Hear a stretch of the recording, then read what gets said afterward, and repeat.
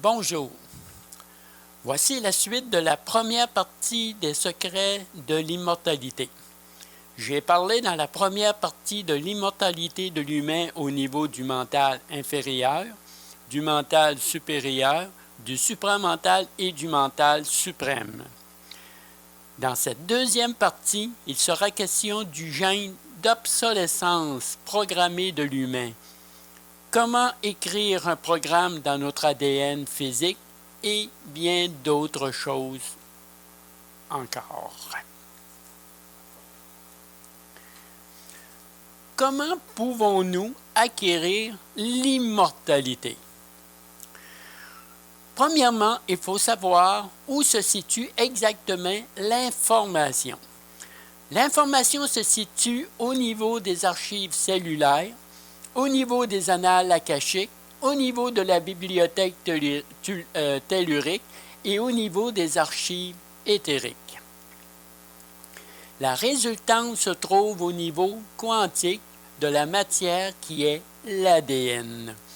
Vu que l'humain est formaté pour utiliser le programme contenu dans l'intellect, il utilise presque exclusivement les informations des annales akashiques, c'est-à-dire les informations astrales. L'humain ne connaissant pas la différence entre les 4 types de mental, confond surtout le mental supérieur avec le mental inférieur, qui est l'intellect relié à l'entité amique, donc au je. Au niveau quantique, ces informations sont enregistrées dans le noyau de l'ADN, c'est-à-dire le nucléide, et retransmises dans les cellules du corps par les neurotransmetteurs de l'ARN. Lorsque le cerveau va puiser ces informations pour créer votre réalité, où pensez-vous qu'il va puiser ces informations? Dans les archives cellulaires, bien sûr, formatées par l'intellect. Le bloc neuronique projette ces informations sur votre écran aurique et va retransmettre ces informations dans votre champ morphogénétique qui construit votre réalité. Changer sa perception de la réalité, c'est avoir accès à de nouvelles informations contenues dans la bibliothèque tellurique et dans les archives éthériques contenues au niveau de l'univers. Par ricochet, ces nouvelles informations vont faire partie de vos archives cellulaires.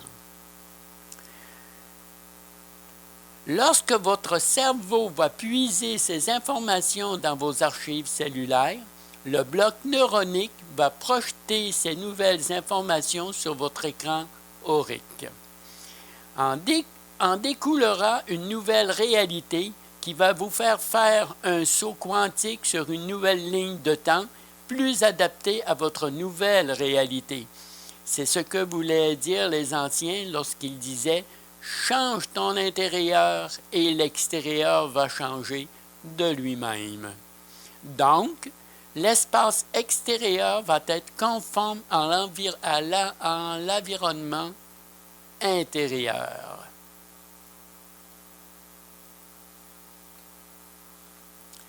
Maintenant, je vais parler de l'immortalité avec le processus de la loi du 40. L'immortalité commence par la régénération de nos cellules. Les étapes suivantes servent à lancer le processus de régénération cellulaire. On débute avec la régénération de l'ADN. On poursuit avec la régénération des cellules. Par la suite, on régénère le système circulatoire, c'est-à-dire le système sanguin, lymphatique, respiratoire, endocrinien et le reste, et on régénère le système, le système du circuit électrique, c'est-à-dire le système nerveux. On régénère le bloc neuronique, c'est-à-dire les synapses, les neurones, le circuit de transmission électrique. On régénère le cœur. On régénère l'ensemble de tous les organes et les muscles du corps humain pour finir on régénère l'épiderme, c'est-à-dire la peau qui constitue l'enveloppe extérieure du corps humain. Le temps total de gestation dure environ 40 semaines pour renaître de nouveau. La gestation de nouveau-né étant d'environ 9 mois, c'est-à-dire environ 275 jours, correspond à la loi du 40, c'est-à-dire 40 semaines, ou si vous aimez mieux, 280 jours. La gestation du renouveau cellulaire, en tenant compte de la loi du 40, est de 8 mois et quelques jours, environ 244 jours ou un peu plus, est semblable à la gestation d'un nouveau-né. Le support utilisé pour maintenir quotidiennement notre attention de régénération cellulaire est l'eau. On travaille également avec la vibration de l'énergie de l'atome pour régénérer toutes nos cellules. Ceci constitue la première phase de régénération cellulaire. Pour ce qui est de l'eau, vous n'avez qu'à aller voir mes vidéos précédentes sur les secrets de l'eau. La science actuelle dit que ça prend 7 ans pour renouveler l'ensemble de nos cellules. Cela veut dire qu'après 7 ans, toutes nos cellules sont renouvelées dans notre corps. Donc, à la fin du renouvellement de notre dernière cellule, notre première cellule renouvelée durant ce processus de 7 ans est déjà vieille de 7 ans passés. C'est pour cela qu'on dit qu'un enfant atteint l'âge de raison à 7 ans, débute des difficultés de l'adolescence, la puberté, à 14 ans, débute de l'âge adulte à 21 ans, elle reste. Dans le processus de la loi du 40, le processus du 7 ans a été accéléré. Ça prend 40 semaines au lieu de 7 ans pour renouveler l'ensemble de nos cellules. Donc, nous avons un potentiel de 7 ans réduit à un potentiel d'environ 8 mois et quelques jours, c'est-à-dire 40 semaines. Il y a 9 phases au total qui correspondent à la gestation de nouveau-né, qui est de 9 mois. La première phase dure 8 mois et demi, la deuxième phase dure 7 mois, la troisième phase dure 5 mois et demi, la quatrième phase dure 4 mois, la cinquième phase dure 2 mois et demi, la sixième phase dure 40 jours, la septième phase dure 40 heures, la huitième phase dure 40 minutes et la neuvième phase dure 40 secondes. La durée totale de la régénération cellulaire en fonction de la loi du 40 sur 9 phases est donc de 2 ans, 5 mois, 2 jours, 40 minutes et 40 secondes. Il ne faut pas oublier que c'est la première phase qui constitue la gestation de la régénération des cellules. Les autres phases sont l'accomplissement de la loi du 40 pour acquérir l'immortalité de la matière atomique dans une nouvelle réalité, se transférant dans une nouvelle ligne de temps, faisant partie d'une nouvelle trame temporelle. PS, vous trouverez le processus de régénération cellulaire avec l'application de son protocole dans mes vidéos qui ont rapport au grimoire dans la section des secrets de l'eau. Donc, tout ce que je viens de vous dire au niveau de la loi du 40, vous allez retrouver tout ce protocole-là, étape par étape, dans les secrets de l'eau. Maintenant, je vais vous donner un exemple simple vers le début de l'immortalité. Voici un exemple physique pour un début d'immortalité relié à la maladie. Plusieurs personnes savent que nous sommes dans une matrice artificielle qui préconise la maladie. Le mal a dit dans la langue des oiseaux. Donc, nous possédons une carte d'assurance maladie, ce qui veut dire que le système dans lequel nous évoluons nous assure que nous serons malades.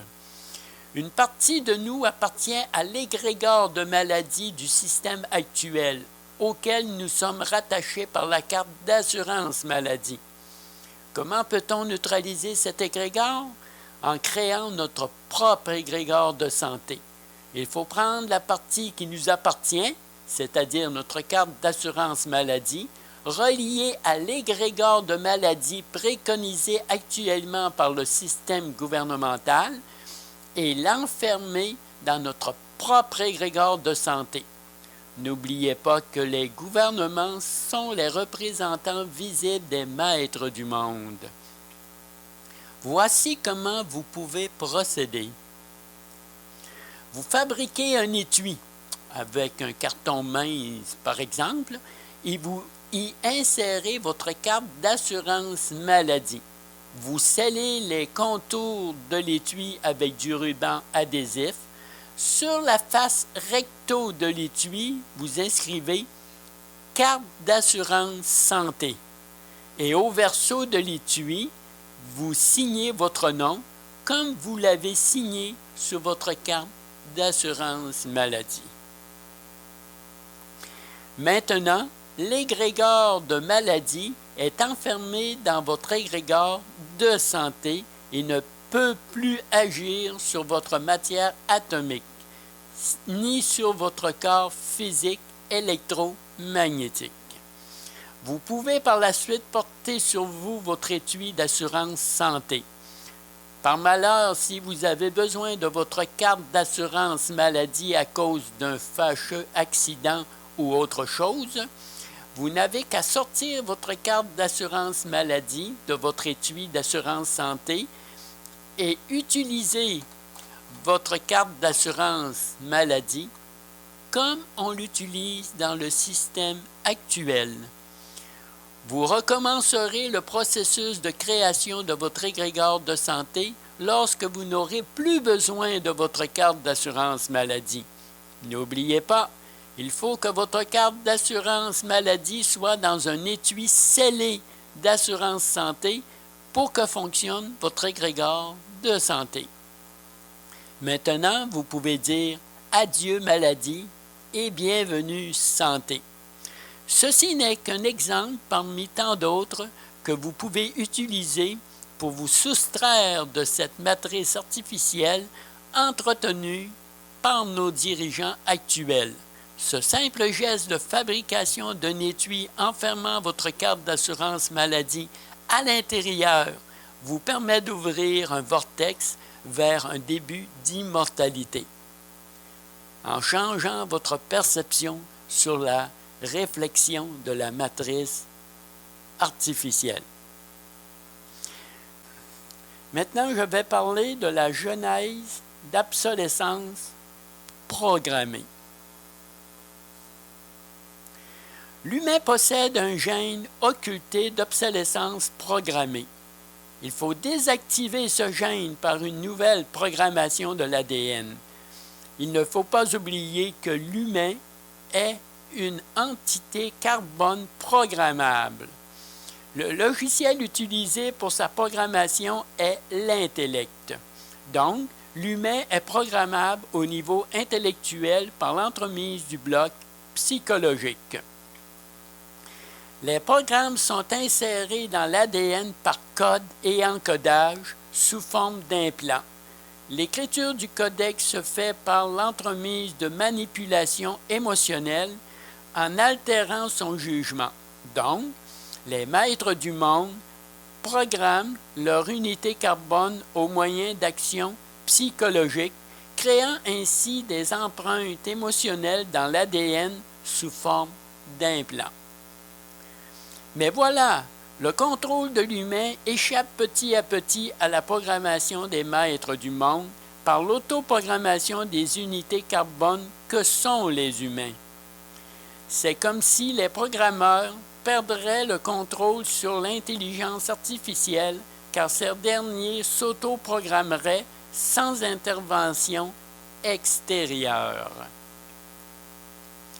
C'est là que réside le danger de l'intelligence artificielle.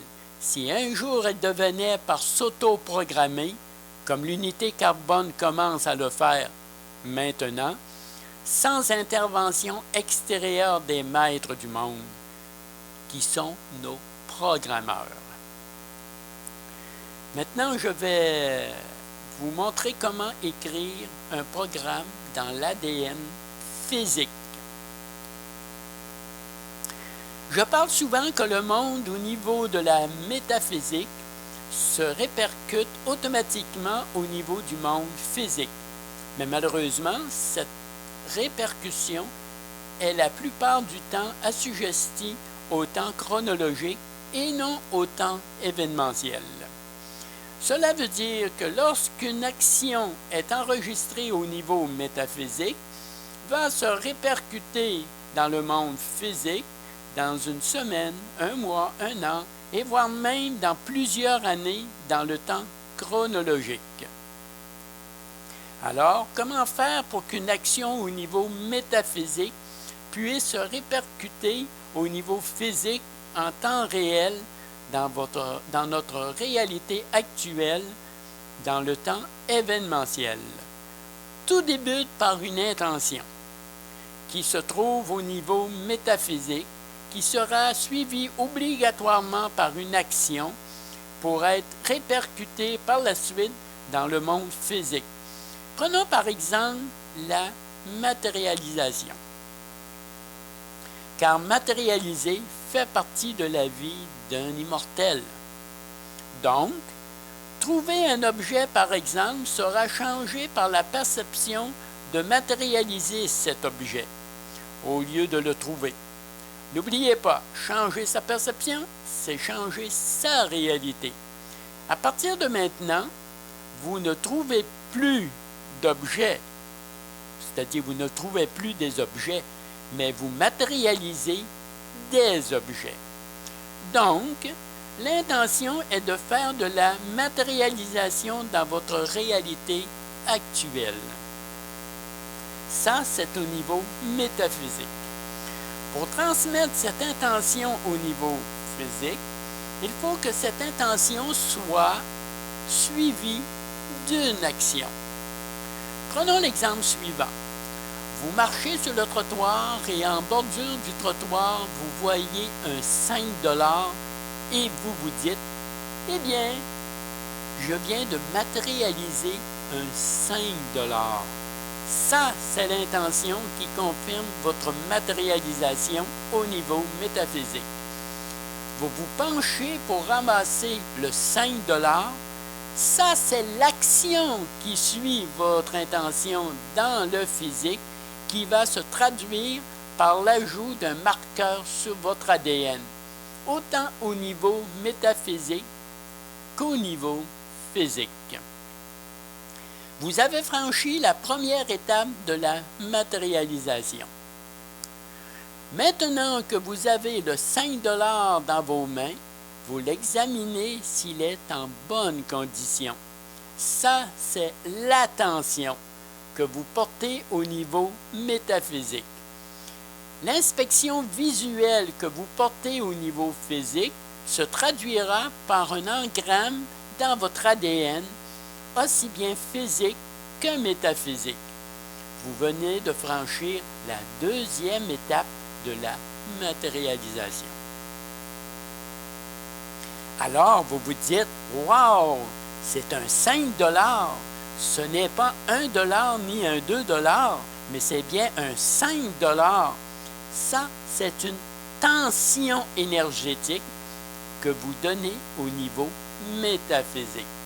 Et c'est une tension émotionnelle que vous donnez au niveau physique, ce qui va se traduire par un implant dans votre ADN, autant au niveau physique qu'au niveau métaphysique. Vous venez de franchir la troisième étape de la matérialisation. Va s'en suivre automatiquement un encodage dans votre ADN métaphysique qui va se répercuter par l'écriture d'un codex dans votre ADN physique. L'écriture de ce codex va être actualisée par la conscience, autant au niveau physique qu'au niveau métaphysique. Rappelez-vous que la conscience se projette dans la matière atomique, pour faire l'expérience dans la matière pour le compte de la source et pour ce qui nous concerne présentement, c'est l'expérience de la matérialisation dans la matière qui va faire partie de notre réalité actuelle. La finalité de ce processus de l'écriture de ce programme de matérialisation va faire en sorte que vous allez matérialiser de plus en plus, inconsciemment au début, ce que vous avez besoin dans votre vie présente et va finir par faire de la matérialisation consciente dans votre réalité de tous les jours. À ce stade, vous avez franchi la dernière étape de la matérialisation. Il va sans dire que ce processus d'écriture d'un programme dans votre ADN peut s'appliquer à toute intention suivie d'une action dans la matière. Se rappeler que l'intention est au niveau métaphysique, mais qu'une action qui suit cette intention entraîne inévitablement un marqueur dans votre ADN au niveau physique, car c'est l'ADN qui est à la base constructive de notre réalité au niveau physique, ici dans notre zone de création. Donc, une intention doit toujours être suivie par une action ici dans la matière. Maintenant, je vais vous parler de la thérapie sonore. Il faut chercher notre harmonie première avec laquelle nous sommes en résonance, c'est-à-dire notre fréquence primordiale. Un bon moyen d'obtenir cette fréquence est de posséder un élixir sonore, constitué d'une eau informée, de l'alcool et on peut y ajouter une huile essentielle en résonance avec notre fréquence. Une fréquence sonore est liée à la structure de l'harmonie et non pas nécessairement à l'aspect mélodique de cette harmonie. On doit considérer l'élixir sonore comme un outil fréquentiel. Nos cellules captent très rapidement et intègrent rapidement une information et lorsque nos cellules sont stimulées plus ou moins longtemps, il y a un mécanisme d'adaptation qui se met en marche. Tout ça fonctionne car le son est capable d'influencer la synthèse des protéines à l'intérieur de nos cellules. Il faut faire attention aux sons thérapeutiques émis au moyen d'un format MP3, car ce format compresse en supprimant les extrêmes aigus et graves. Donc, il y a perte d'harmonique, car elles ont disparu. C'est pour ça qu'il faut privilégier un instrument de musique qui émet un son ondulatoire. Ce qu'il faut se rappeler, c'est que la musique est naturellement utilisée comme outil de guérison en ramenant l'harmonie à l'intérieur de notre corps lorsque celui-ci est souffrant. Un des moyens d'utiliser l'élixir sonore est de la vaporiser sur le corps et ensuite d'appliquer le protocole des fréquences sonores. On peut aussi également mettre dans la main l'élixir sonore pendant la thérapie sonore. Les notes utilisées pour l'harmonie sonore sont en fonction du malaise ressenti.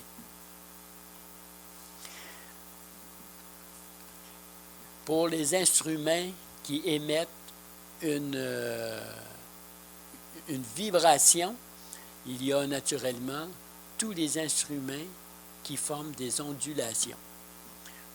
Vaisseau de cristal, vaisseau tibétain, guitare, les cordes d'une guitare, d'un violon, une flûte de pan ou toute autre flûte, flûte à bec, tout ce qui correspond aux instruments avant.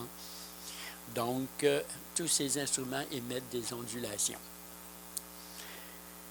Maintenant, je vais vous parler du système digestif. On se plaint souvent que les aliments que nous mangeons ne sont plus aussi nutritifs qu'avant. Plusieurs personnes sont aussi allergiques à différents aliments qui composent notre alimentation moderne. Mais connaissons-nous vraiment notre système digestif? Que savons-nous réellement de la transformation des aliments en énergie par notre système digestif? On en sait, selon la médecine actuelle, qu'on veut bien nous laisser croire au sujet de ce système digestif. Naturellement, on dit que les aliments sont transformés en énergie par un processus de décomposition qui en retire les protéines, les vitamines, les minéraux et le reste, que le corps humain a besoin en énergie pour vivre en bonne santé. Et si cela était un leurre, rattaché à une programmation psychologique pour garder l'humain dans un esclavage perpétuel d'aliments de plus en plus modifiés génétiquement. Prenez par exemple les vitamines que nous retrouvons dans notre alimentation quotidienne. Aujourd'hui, nous avons des vitamines de synthèse, fabriquées dans des laboratoires pharmaceutiques. 7, 8-diméthyl-10, 2-S3-S4R, 2, 3, 4, 5 tétrahydroxypentyl, benzo, G, tridine 2, 4-dione et surtout nique ta mère avec ta chimie de merde, je chie sur la chimie, fils de pute. Maintenant je me taille comme un électron d'un atome radioactif, rayon bêta dans ta gueule. Et par la suite vendu comme supplément alimentaire. Donc, avons-nous réellement un système digestif qui extrait toutes les composantes contenues dans notre alimentation? Ou plutôt, au lieu d'un système digestif, posséderions-nous un système de transmutation d'aliments en énergie? Cela ferait toute la différence.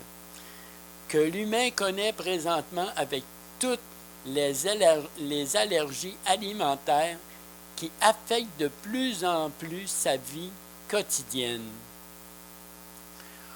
Au lieu de digérer les aliments, nous transmuterions les aliments en énergie propice au bon fonctionnement du corps humain.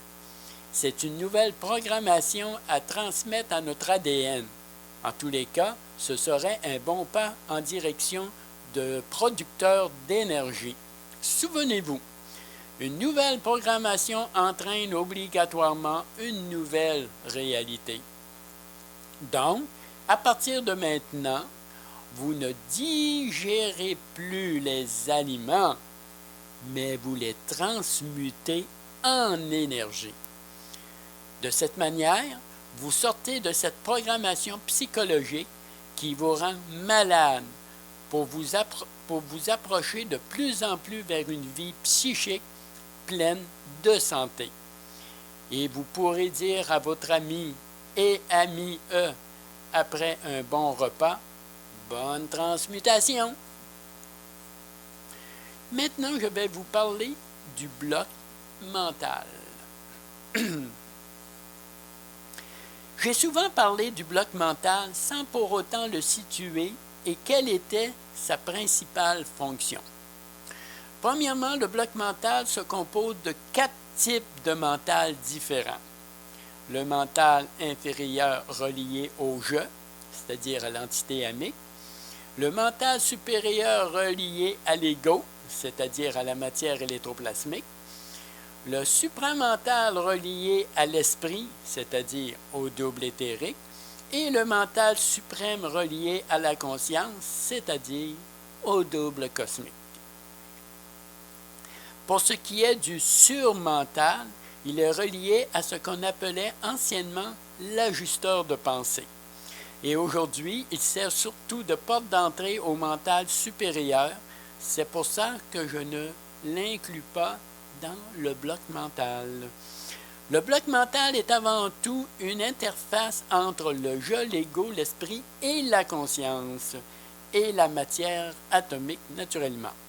Qui dit interface dit perception, car le mental est la perception que nous avons des différentes parties qui nous composent en fonction de sa représentation et de sa compréhension.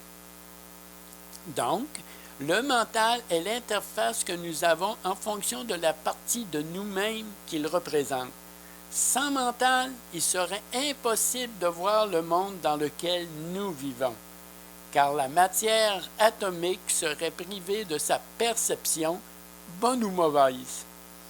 En quelque sorte, c'est le mental qui fait office de chien de garde de ce qui peut nous parvenir en provenance de l'invisible et même de l'occulte. Il est facile de comprendre que ce n'est pas une bonne idée de faire taire son mental, car c'est lui qui nous protège de l'invisible et de l'occulte, en fonction du niveau d'information qu'on reçoit. La problématique présentement est que le bloc mental est associé qu'à un seul niveau, ne faisant pas la différence entre les différents types de mental et rattaché uniquement à l'ego. Et cela est voulu pour des raisons évidentes que je viens de décrire. Donc, si le bloc mental sert d'interface de perception, où peut-il être situé? Vous vous souvenez, qui dit perception dit corps, et pour ce qui nous concerne présentement, c'est le corps physique. Maintenant, vous savez où est situé le bloc mental. Et oui, dans le corps physique qui est, rappelez-vous, imbriqué dans la matière atomique. En quelque sorte, par la perception du corps physique de notre monde visible, le bloc mental est l'interface qui est intégrée dans le corps physique entre le monde invisible et occulte et le monde visible de notre matière atomique. Mais il y a une menace qui plane présentement sur l'humain, un cinquième mental qui n'est pas rattaché à nous comme le bloc mental, mais qui veut se superposer au-dessus de notre bloc mental. Ce cinquième mental appartient à l'intelligence artificielle et complètement séparé de nous, qui a comme interface les téléphones intelligents, les tablettes, les ordis, les télévisions, tous les gadgets électroniques qu'on a présentement sur le marché, et toute cette belle technologie est connectée naturellement à Internet qui devient sa propre bande de données. Donc, ne faites pas taire votre bloc mental qui vous appartient à 100% au profit du mental électronique qui sert d'interface à l'intelligence artificielle et qui appartient à cette matrice artificielle. C'est pour cette raison que le New Age propage la croyance qu'il faut faire taire son mental afin de réduire la volonté de l'ego qui est le porte-parole du divin en nous. Tant qu'au New Age, c'est la porte d'entrée qui a servi de vecteur en propageant l'idée de l'ascension de la cinquième dimension qui est une dimension astrale vers l'ère électronique de l'intelligence artificielle. Soyez vigilants, car la cinquième dimension, c'est-à-dire l'ascension à la cinquième dimension, n'est qu'une dimension astrale. Maintenant, je vais parler du bloc versus les chakras. J'ai souvent parlé du bloc psychique, psychologique et neuronique. J'ai également parlé du bloc mental, comprenant le mental inférieur, supérieur, supra et suprême. Vous connaissez probablement les chakras au nombre de 7, qui sont les chakras de la racine, du sacré, le plexus solaire, le chakra cardiaque, la gorge, le troisième œil et la couronne. Je place habituellement le bloc psychique, psychologique et neuronique à l'horizontale. Pour ce qui est du bloc mental, je le place habituellement à la verticale. Comme vous savez, les chakras sont disposés à la verticale avec le chakra de la couronne en haut et le chakra racine en bas.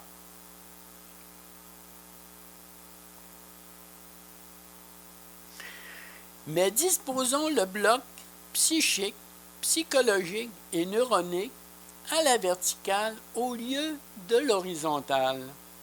Par la suite, encastrons ces derniers dans le bloc mental, vous obtiendrez la disposition suivante.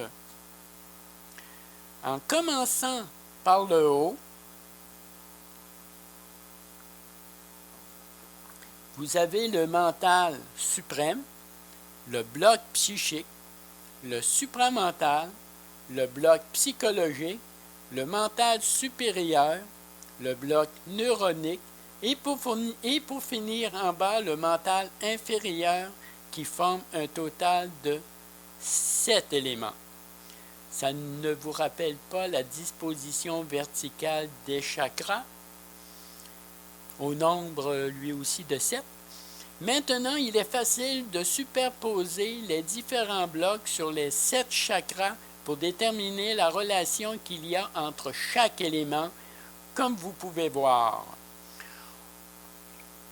On a dépassé amplement le 5e élément. C'est ça que je veux dire lorsque je parle de l'humain augmenté au niveau psychique. Maintenant, après avoir encastré les différents blocs, voyons la relation qui existe entre ces blocs, à savoir le bloc mental qui contient le bloc psychique, psychologique et neuronique et les 7 chakras. En superposant de haut en bas les blocs sur les chakras, nous obtenons la disposition suivante.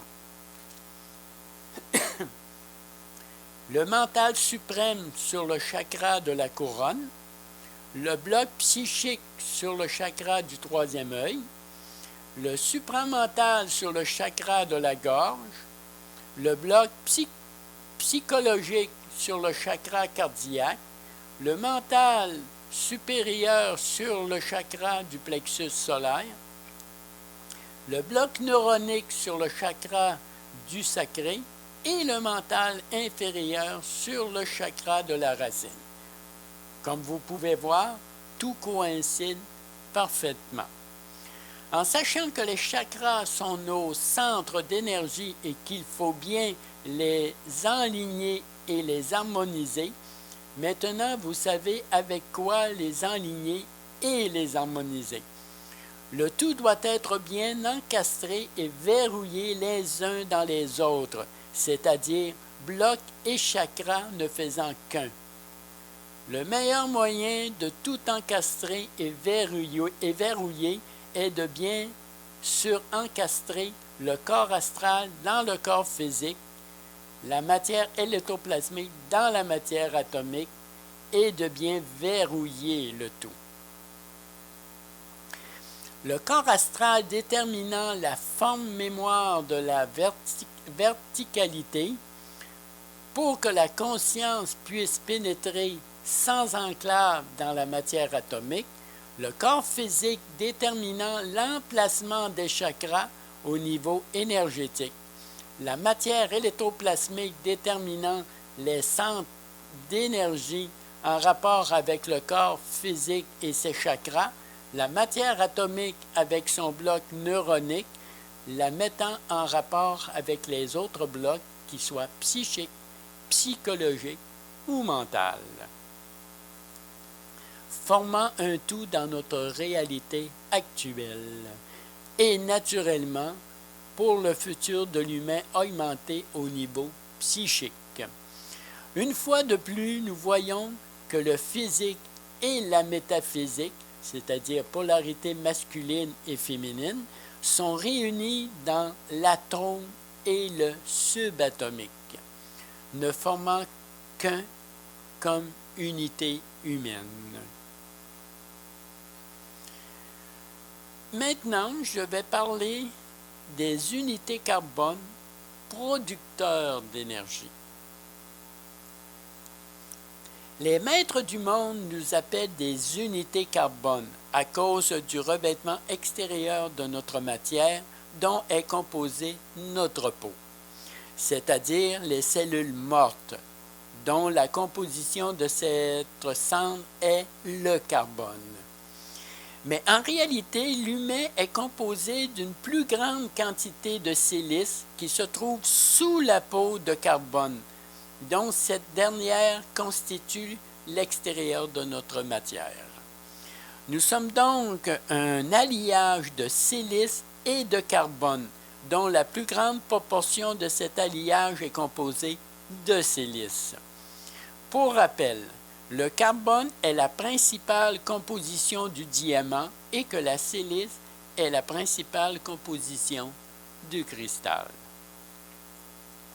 Ce qui veut dire que nous sommes des êtres de cristal diamantés à devenir. La vraie nature de l'être humain réside dans sa capacité de produire de l'énergie. Un secret bien gardé par les maîtres du monde qui voudraient qu'on se considère plutôt comme des pollueurs énergétiques.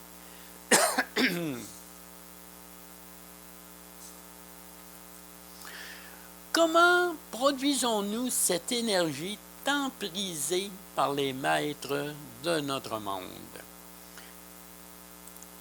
Faisons la différence première entre corps et matière. Nous avons un corps physique qui produit de l'énergie électromagnétique. Nous avons une matière atomique qui produit une réaction de nature nucléaire.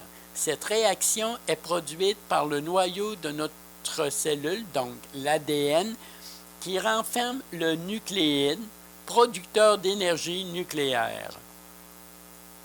Maintenant, examinons ensemble le fonctionnement de cette production d'énergie. Le nucléide produit une réaction de type nucléaire sous la forme d'une onde. Cette onde nucléaire émet de la lumière, car le nucléaire est de la lumière au niveau atomique et cette onde est nommée onde scalaire. Lorsque cette onde scalaire traverse notre corps physique, un champ électromagnétique se greffe à cette onde scalaire qui devient sa membrane protectrice. En quelque sorte, comme comparaison, l'onde scalaire est comme un filament de cuivre à l'intérieur d'un fil électrique.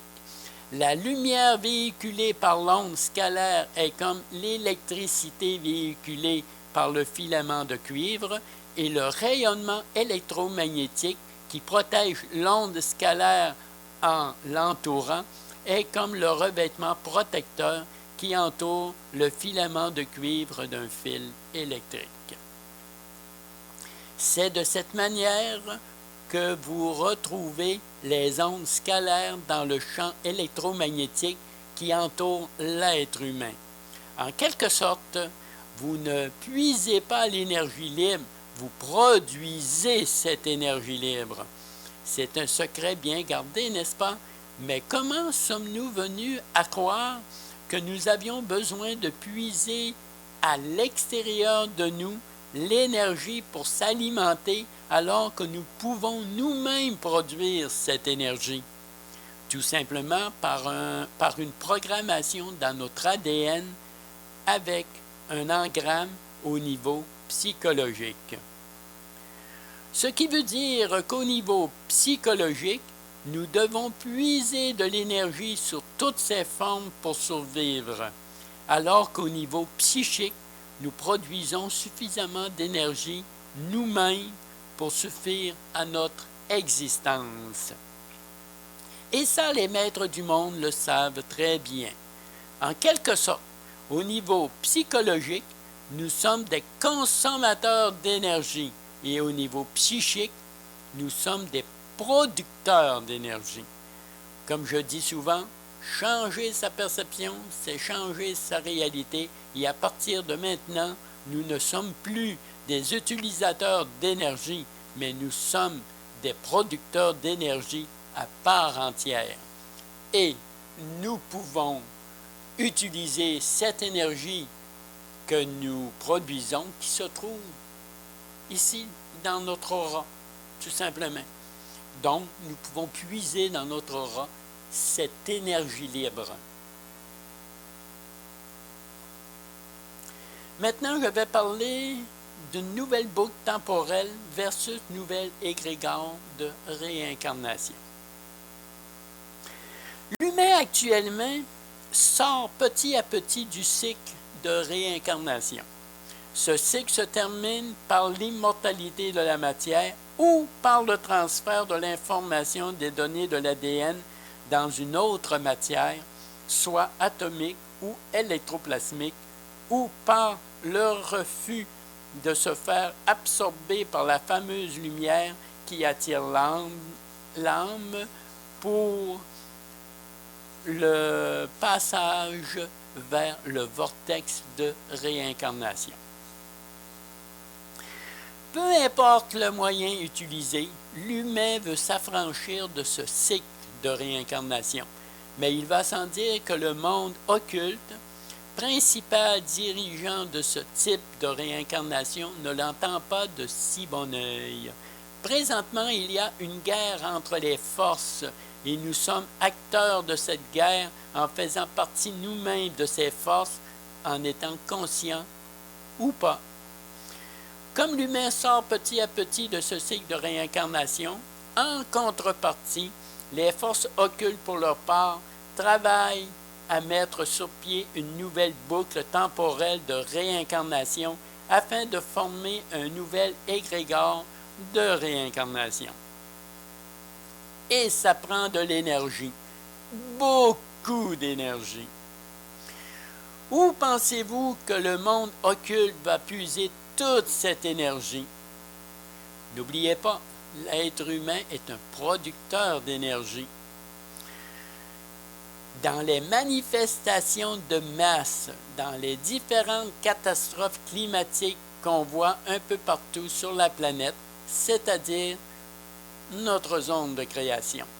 Ces catastrophes produisent d'énormes courants d'énergie alimentés par les émotions reliées aux tremblements de terre, feux de forêt et de quartiers d'habitation et également par des inondations de villes presque entières. Excusez. Tous ces phénomènes naturels et pas si naturels que ça, car pour la plupart occasionnés par la technologie moderne, d'où en découle l'ingénierie de destruction programmée de la nature avec l'aide de l'élite humaine, elle-même au service de ces forces occultes, conscientes ou inconscientes en fin de compte. Cette technologie occasionne ce que nous appelons le dérèglement climatique. Donc, toute cette énergie déployée par l'humain à son insu est récupérée par le monde occulte afin d'ouvrir cette nouvelle boucle temporelle pour former un nouvel égrégore de réincarnation.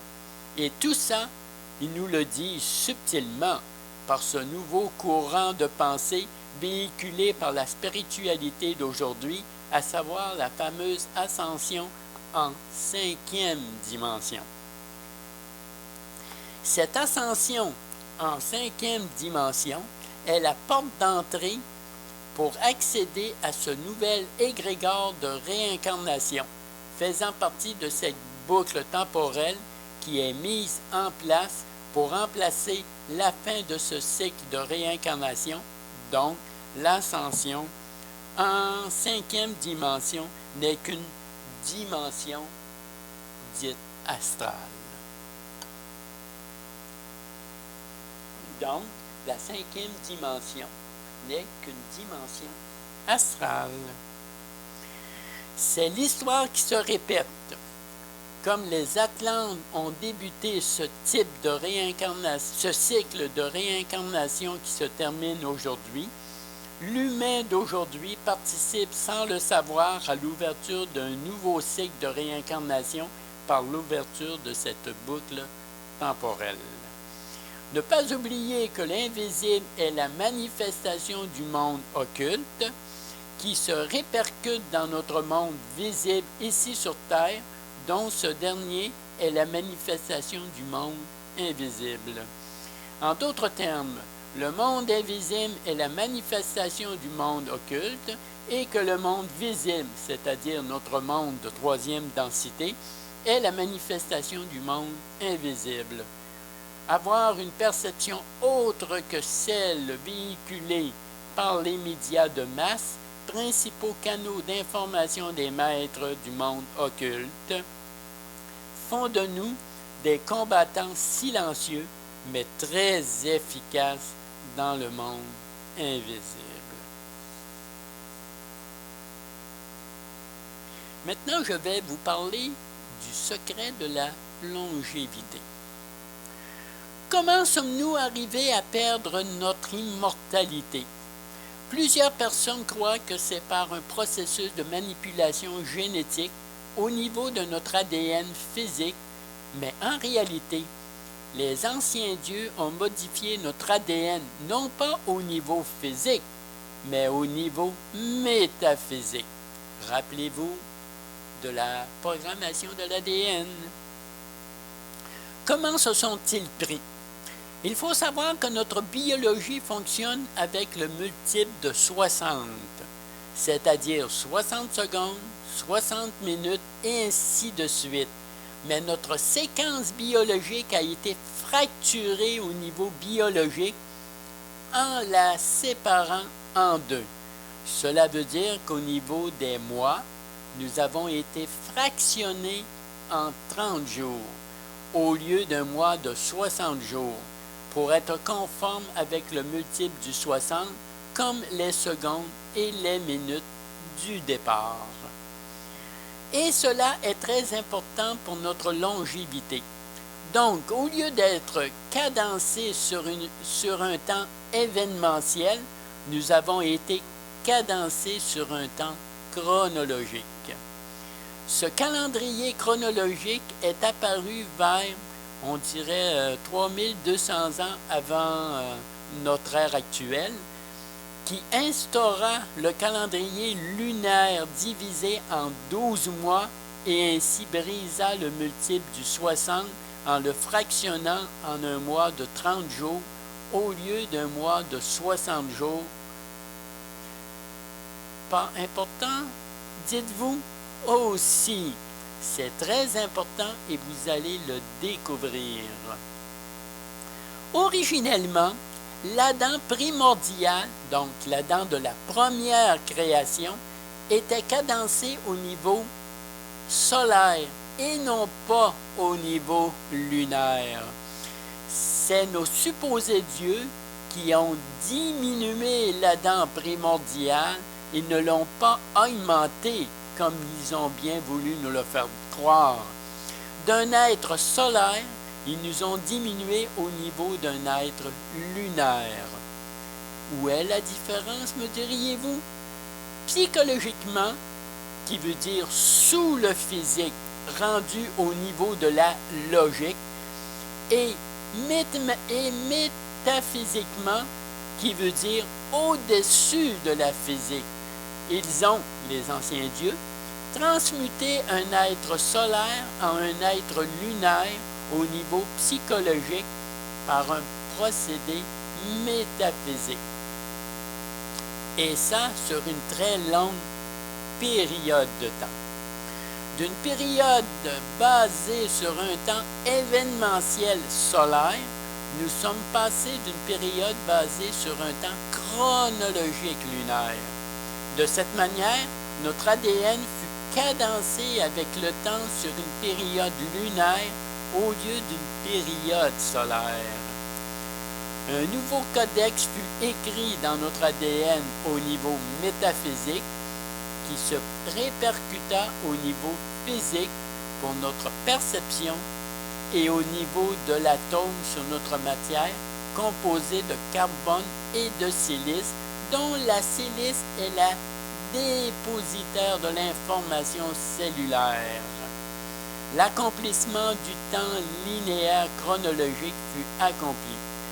Ce qu'il faut comprendre et bien saisir du processus de ce changement, c'est que nous sommes passés, sans que réellement nous nous en rendions compte, d'une période de 26 000 ans sur laquelle notre ADN était cadencé biologiquement à une période de 365 jours où notre ADN se cadença biologiquement et ainsi perdre notre longévité.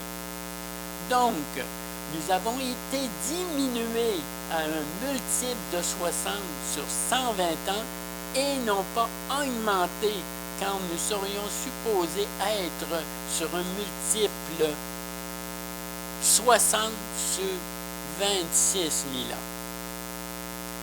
Voilà la supercherie de nos supposés faux dieux. Au niveau lunaire, notre ADN est cadencé sur le mouvement de la Terre autour du Soleil et au niveau solaire, notre ADN était cadencé sur le Soleil qui se déplaçait en relation dans notre galaxie. Ça, c'est au niveau psychologique naturellement. Une période ou cycle de vie biologique fut ramené à 360 jours au lieu de 26 000 ans comme il était prévu au tout début. Cela veut dire qu'une année biologique serait en réalité non pas de 360 jours, mais bien de 26 000 ans. Faites le calcul avec le multiple de 60 qui nous donne une espérance de vie de 120 ans au niveau lunaire versus le multiple de 60 qui nous donnerait une espérance de vie basée sur 26 000 ans. Cela se calcule en millions d'années. Cela rejoint la cellule nucléaire du nucléide qui produit un isotope dont sa durée de vie se calcule en millions d'années, comme j'ai expliqué auparavant dans une vidéo. Nous sommes réellement créés pour être en quelque sorte des êtres immortels, d'êtres éternels, rendus à l'état immortel et présentement devenus mortels. Nous devons reconquérir notre véritable nature dans notre zone de création. Changer sa perception sur le temps au niveau métaphysique, c'est changer sa réalité au niveau physique. Maintenant, vous savez ce que vous devez faire pour accéder à la longévité que ces prétendus faux dieux nous ont usurpée. Mais il y a plus encore.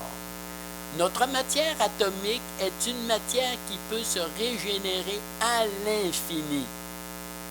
Il y a dans notre ADN un gène d'immortalité qui a été désactivé par nos supposés anciens dieux créateurs. Et ce gène nous connectait directement à notre matière électroplasmique. Les deux matières étant dans le même espace, mais pas dans le même temps, donc dans deux temps différents. L'une dans le temps horizontal événementiel, c'est-à-dire la matière électroplasmique, et l'autre dans le temps linéaire chronologique, c'est-à-dire la matière atomique. L'information temporelle était relayée de la particule subatomique à la particule atomique dans notre matière atomique au niveau du spatio-temporel. Les deux matières étant faites d'informations à caractère holographique, l'information de l'immortalité physique se véhiculait d'une matière à l'autre. La croyance est la gangrène de la réduction de la longévité de la vie sur Terre, qui s'est propagée dans la fatalité humaine, créant la mort physique de l'être humain dans notre espace-temps. Comment activer un gène de l'ADN?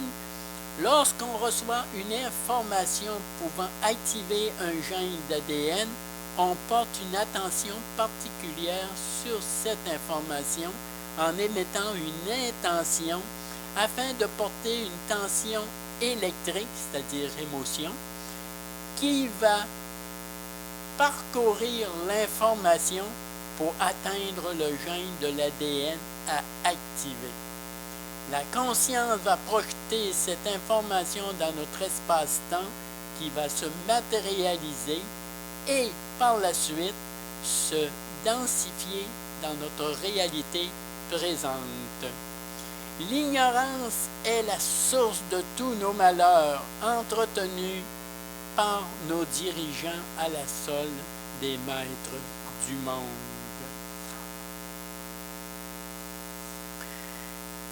Il faut écouter son corps pour être en bonne santé, car nous avons plutôt tendance malheureusement à écouter trop souvent les médecins. C'est notre corps, parfois par l'entremise de la douleur, qui nous donne lui-même des indications qu'il y a des choses qui ne fonctionnent pas très bien en nous. En fait, notre corps se répare continuellement à chaque seconde, et ça 24 heures sur 24. Il est d'ailleurs le meilleur médecin pour nous, car il constitue notre propre système de protection. Voilà, ceci termine les secrets de l'immortalité, en espérant que vous avez apprécié cette intrusion dans le monde fantastique de l'humain face à son immortalité. Dans la prochaine lecture de mon grimoire, je vais parler de cette fameuse matrice artificielle. De quoi est-elle composée pour être si efficace à nous manipuler? Nous allons faire une incursion ensemble dans cette énigmatique matrice artificielle. J'espère que vous serez au rendez-vous. N'oubliez pas de partager mes vidéos, même si ça ne vous intéresse pas beaucoup. Ça pourrait peut-être intéresser d'autres personnes de votre entourage et vos amis sur les réseaux sociaux. Qui sait? Alors, je dis donc à la prochaine!